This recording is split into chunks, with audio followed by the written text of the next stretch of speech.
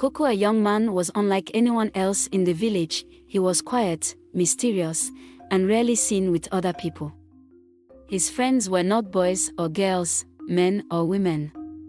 No, Coco's friends were the birds that sang in the trees, the animals that roamed the forest, and the pets that wandered through the village. He knew how to speak to them in ways that no one else could understand. Coco's life had always been different. While other children played together, he found peace in the melodies of birdsong, in the chatter of monkeys, and in the whispers of the wind. As he grew older, this special bond only deepened.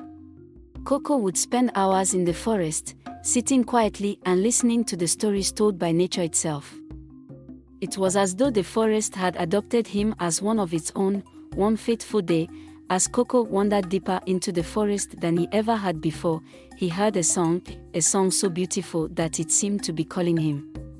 Following the enchanting melody, he stumbled upon a clearing he had never seen before. There, by a shimmering pool, stood a woman, singing to the birds.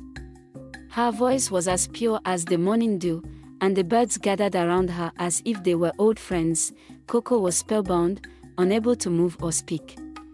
For the first time, he found himself feeling something he had never felt before, a connection not just to nature, but to another human being. The woman noticed him and smiled, her eyes twinkling like the stars that guided his way at night. "I am Lela," she said, "the keeper of this forest. The animals speak to you, Coco. I have heard them talk about you." From that day on, Coco and Lela would meet in the forest, sharing stories and songs.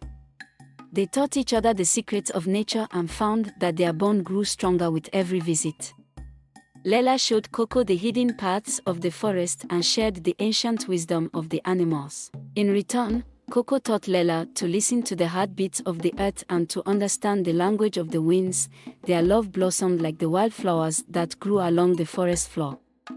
But just as their love reached its peak, a great drought descended upon the land, threatening to dry up the forest and silence the songs of the birds. The villagers were desperate, but Coco knew that nature had the answer.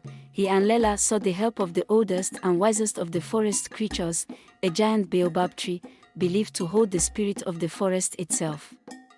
The baobab spoke to them in a voice like rustling leaves, saying, "Only a true bond of love and respect for nature can restore balance. You must sacrifice something you hold dear for the forest to flourish again." Coco and Lela realized what must be done.